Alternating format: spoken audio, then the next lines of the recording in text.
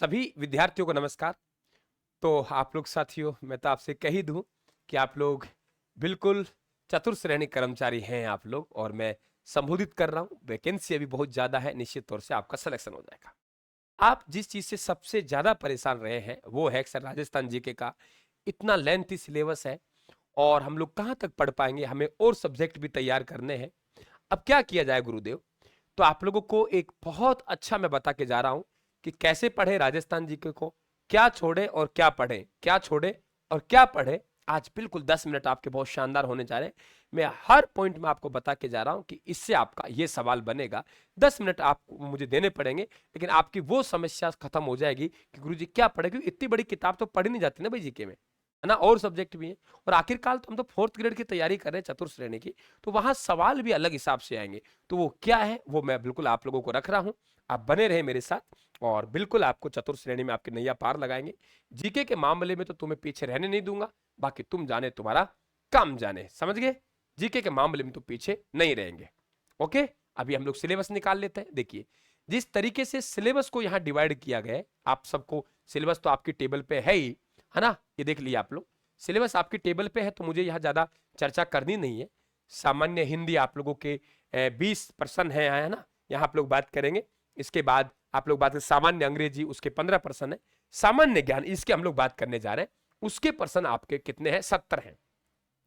70% में से बात यह है कि यहाँ पे राजस्थान का भूगोल के 20 क्वेश्चन है, राजस्थान इतिहास कला संस्कृति के आपके 20 क्वेश्चन है, और भारतीय संविधान के 5 क्वेश्चन, राजस्थान की राजनीतिक प्रशासनिक व्यवस्था के 5 क्वेश्चन। यानी राजस्थान जीके के जो क्वेश्चन है, वो राजस्थान जीके के जो क्वेश्चन है वो कितने हैं? 45 है, और 5 क्वेश्चन है वो संविधान के हैं। ऐसे करके ये आप लोगों के कितने हो गए? 50 क्वेश्चन यहां हो गए।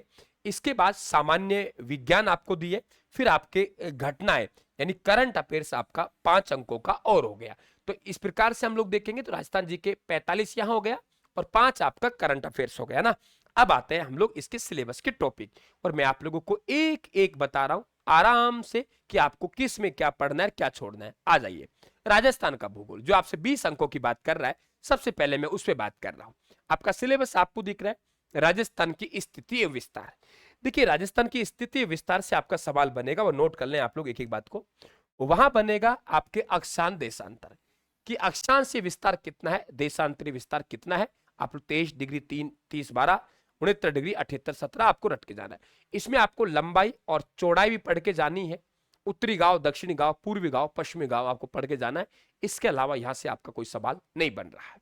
राजस्थान के जिले का मानचित्र आपका नया, आपका 41 जिलों के अकॉर्डिंग, जो मैंने आपको वीडियो भी डाल रखी है, वीडियो वाला फोल्डर में जाएंगे तो वहां कौन से राज्य की सीमा कहां लगती है, कितनी लगती है, किस दिशा में लगती है, ये पढ़ के जाएंगे।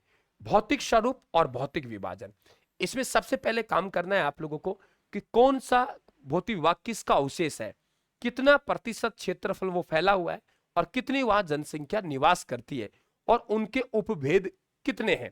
फिर आपको अरावली में अवशेष कितना प्रतिशत में है, 930 मीटर की आप लोगों को ऊंचाई है, समुद्र तल से लंबाई 692, राजस्थान में 550 है, वलित है, अवशिष्ट है। ये तथ्य आप लोगों को यहाँ ध्यान रखना है।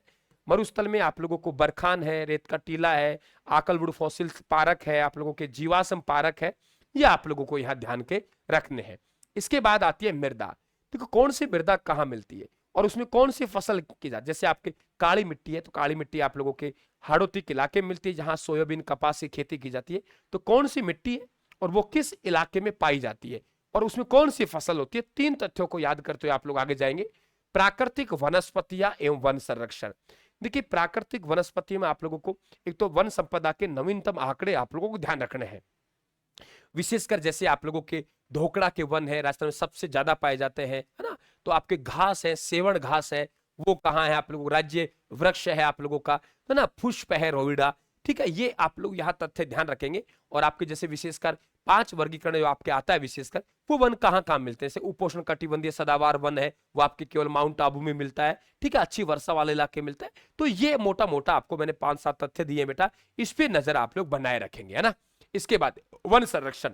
वन संरक्षण में आपको राष्ट्रीय उद्यान, पहला राष्ट्रीय उद्यान कौन सा था, बाघ परियोजना कहां चलाई गई है ना, ये आपको ध्यान रखना है आप लोगों के। जैविक उद्यान कहां कहां है मोटा मोटा, सबसे बड़ा अभ्यारण्य कौन सा है, राष्ट्रीय मरु उद्यान है 3162 है। सबसे छोटा अभ्यारण्य कौन सा है, ये 2-3 हरे कबूतर कहां मिलते हैं, रेत के तीतर कहां मिलते हैं, मोटा मोटा इन चीजों पे आप लोगों को ध्यान रखना है। जलवायु, जलवायु की हम लोग बात करेंगे कि अरब सागरीय मानसून के समानांतर अरावली पर्वतमाला है ना, इसलिए वर्षा कम होती है। तो आप लोगों के कौन कौन से तथ्य हैं जो जलवायु को प्रभावित करते हैं। फिर आप 0 से 20 वाला, 20 से 40 वाला, 40 से 60 यानी आपका शुष्क जलवायु प्रदेश, अर्ध शुष्क जलवायु प्रदेश, उपाद्र, आद्र, अति आद्र, ये आप लोग देख के जाएंगे कि आपकी गर्मी कम पड़ती है, सर्दी कब पड़ती है, सूर्य की सीधी किरणें कहां पड़ती है, तिरछी किरणें कहां पड़ती है ना, ये बात आप लोग बुरी तरीके से ध्यान रखेंगे। आप लोग एक एक पॉइंट आप लोग अकाल में भी कि अकाल कब कब क्या पड़ा था, है ना। सबसे गर्म महीना जून का है, सबसे ठंडा महीना जनवरी का है ना। एक तो वो 21 जून को सबसे सूर्य की सीधी किरणें कर्क रेखा पड़ती है। ये सब बातें आपको ध्यान रखना चाहिए। वार्षिक तापांतर आपके चूरू में, गर्म जिला चूरू में, ठंडा जिला चूरू में, है ना। दैनिक तापांतर जैसलमेर में। ये मोटा मोटा मैंने आपको 10-15 आंकड़े बताए, यहां से आपके जलवायु का सवाल बन जाएगा।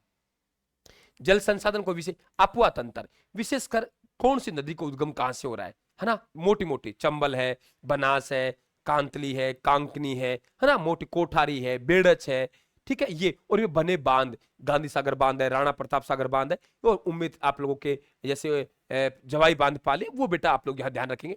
प्रमुख सिंचाई परियोजना, इसमें इंपॉर्टेंट रहेगा आप लोगों के इंदिरा गांधी नहर परियोजना, है ना। आईजीएनपी कब बनी, पहली बार पानी कब छोड़ा गया, कौन सी लिफ्ट नहर है जो कौन कौन से जिलों में सिंचाई करती है ना, वो आप लोगों के इंदिरा गांधी नहर में कब नाम बदला गया, कब शुरू हुई, इसका जनक कौन है। गंग नहर राजस्थान की सबसे प्राचीन नहर है, महाराजा गंगा सिंह को आधुनिक भारत का। नर्मदा नहर है, फवारों के माध्यम से की जाती है। सेम समस्या है बड़ोपल में, इंडो डच, है ना, समझ गए ना आप लोग। ये मोटा मोटा आप लोगों को ध्यान रखना है। इसमें जनसंख्या में आप लोगों को कौन से जिले में जनसंख्या ज्यादा है, 2-3 बड़े वाला, 2-3 छोटे वाला, साक्षरता वाला, 2-3 बड़े वाला, लिंग अनुपात, ये आपको मिलान करवाने वाले सवाल यहाँ बन सकते हैं आप लोगों के, ठीक है। ये आपका हो ही गया यहाँ तक। परिवहन में आप लोगों का रेल परिवहन कब चला, सड़क परिवहन जो आर्थिक समीक्षा वाला है वर्तमान में, सड़क परिवहन कब है, वायु परिवहन हमारा कौन सा हवाई अड्डा कहाँ है, अंतरराष्ट्रीय हवाई अड्डा सांगानेर, ऐसे पढ़ेंगे आप इसको। फिर आपदा प्रबंधन, ये कोई विशेष नहीं है टॉपिक ये। इसके बाद बात करते हैं इतिहास। देखिए ऐतिहासिक घटना, अब विद्यार्थी क्या दिक्कत करता है कि सर ऐतिहासिक घटना में हम क्या पढ़े गुरुदेव, आखिरकार ऐतिहासिक घटना में हम पढ़े क्या। देखो ऐतिहासिक घटनाएं पूरा कंप्लीट आप लोगों को यहाँ राजस्थान जी के इतिहास पढ़ना पड़ेगा, हिस्ट्री, है ना। जितने भी आपके युद्ध हैं, राज तिलक है, आप लोग चित्तौड़ का प्रथम शाखा याद रखें, द्वितीय शाखा यहाँ, तृतीय याद रखें, हल्दी घाटी का युद्ध है, आप लोगों के ग्रीष्ममेल का युद्ध है, खानवा का युद्ध है, बयाना का युद्ध है, हुरडा सम्मेलन है, आपके मेवाड़ मुगल संधि है 1615 वाली, है ना। ये 4-5 तथ्य आप लोगों को विशेष कराने चाहिए। मतिरा राड का युद्ध है, ग्रीष्ममेल वाला युद्ध है ना, ये ध्यान रखें। ये 10-12 युद्ध ऐसे, इनका विशेषकर पता होना चाहिए। फिर आप लोग यहां से देखेंगे कि संधियां, है ना, संधियां कौन कौन सी हुई है वो ध्यान रखें आप लोग। मेवाड़ मुगल संधि है। स्वतंत्रता आंदोलन आप देखेंगे यहाँ पे कि आपकी कौन सी क्रांति कहाँ हुई, नसीराबाद में क्रांति कब हुई, राजस्थान में कौन कौन सी सैनिक छावनियां हैं वो कब स्थापित हुई, पॉलिटिकल एजेंट कौन कौन थे, कौन कौन से युद्ध हुए बेटा, ये इसमें आप लोग ध्यान रखेंगे। स्वतंत्रता आंदोलन में एकीकरण में आप चरण ध्यान रखना, कौन सा चरण कब बना। जाटों की रियासत है 2, है ना। सबसे बड़ी रियासत जैसे कौन सी है, मारवाड़ है। सबसे प्राचीन रियासत मेवाड़ है। सबसे नवीन है वो झालावाड़ है। और कौन सा चरण कब बना। महत्वपूर्ण व्यक्तित्व आप लोग बात करेंगे, जमलाल बजाज को, केसरी संघ बारेट साहब है, चेतावनी चुंगटिया है, उनसे संबंधित कौन से हत्याकांड रहे, कौन से में जेल गए, साधु प्यारेलाल हत्याकांड है, अर्जुलाल सेठी हैं जो क्रांतिकारियों को प्रशिक्षण देते हैं, है ना। माणिकलाल वर्मा है जो मेवाड़ वर्तमान शासन व्यवस्था लिखते हैं। मोतीलाल तेजावत साहब हैं जो क्या लिखते हैं, मेवाड़ की पुकार लिखते हैं। आपको ये राजस्थान का भामाशाह जमलाल बजाज है, गांधी जी का 5वां पुत्र कहते हैं, है ना। ये बातें आपको पूरी तरीके से पता हो। गोविंदगिरी है, संप सभा की स्थापना की। तो ये चीजें आपको यहाँ पढ़नी है अभी से, ठीक है। भाषा एवं साहित्य, राजस्थान का कौन सा ग्रंथ है, जैसे आप लोगों के पहली वचनिका कौन सी है, राजस्थानी भाषा की शुरुआत 12वीं शताब्दी से हुई। भरतेश्वर बाहुबली घोर पहली रचना है, भरतेश्वर बाहुबली दूसरी रचना है। हिंदी में प्राचीन लिपिमाला गौरी शंकर चंदोजन लिखी। हम ना राजस्थानी भाषा के शब्द को किसने लिखा, पंडित सीताराम लालच ने लिखा। डिंगल का हेरोस किसे कहते हैं, पृथ्वीराज राठौड़ कहते हैं, है ना। सूर्यमल मिश्रण कहाँ के रहने वाले थे, बूंदी के थे, उनकी कौन कौन सी रचना है, ये बातें आपको यहाँ पढ़नी है ना। संस्कृति सामाजिक जीवन को विशेष नहीं है। वेशभूषा पगड़ियां हैं आप लोगों के, आपके भीलों के सापा को पोत्या कहते हैं, है ना। ये ध्यान रखें। रेनसाई, जामसाई, ये क्या है, रेनी आपके पीरिया और सिंदूरी क्या है, इस प्रकार के सवाल आपके बनते हैं, है ना। वाद्यंत्र, कौन सा वाद्यंत्र किस श्रेणी का है, तत्वाद्यंत्र, अवनद बांध, सुशिर बांध, पावरी, तारपी, कानी, बोली, करना, नड़ तू बाकिया है, शादी करनी हो तो आलगोजा बाजार में सतारा और मसक के पास जा, तेरे लिए मोरचंग मेरे लिए नाग फणिला, तुरई सींगा ले ले सींगी ले ले, भूंगल रणबेरी मत बजा। ये सब हैं आप लोगों के ये सुशिर वाद्यंत्र है। मैंने अलग से ट्रिक साथ पढ़ा रखे हैं, आपको वीडियो में मिलेंगे।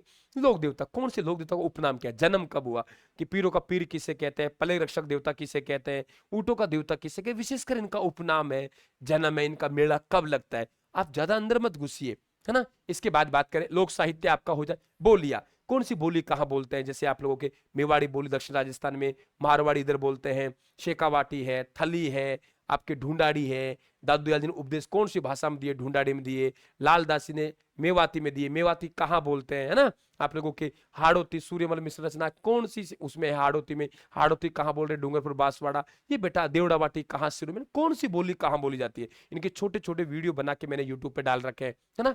आपके त्योहार, मेले त्योहार, बड़े बड़े मेले कौन से कहाँ लगते हैं, संत पीपा के, अधिकांश लोग देवता, लोग देवी, लोग संतों में आप लोग मेले पढ़ लेंगे। त्योहार मोटे मोटे, कजली तीज के त्योहार कब मनाया जाता है ना, सावन तीज कब आती है, रामनवमी का त्योहार कब मनाया जाता है ना, गुड़ला त्योहार कब मनाया जाता है, गणगौर कब आती है, ये चीजें आप लोगों को 5-7 त्योहार बताए मैंने, विशेषकर ये पूछता है वो।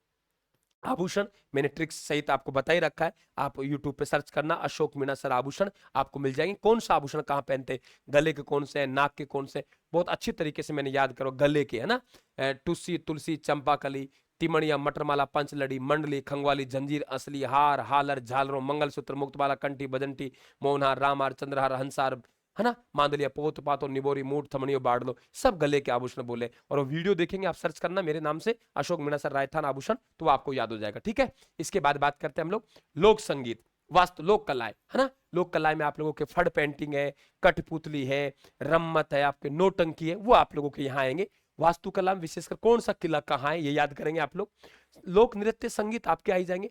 पर्यटन स्थल आपको अलग से पढ़ने की आवश्यकता नहीं है, जब आप मंदिर ये पढ़ेंगे वहीं याद हो जाएंगे।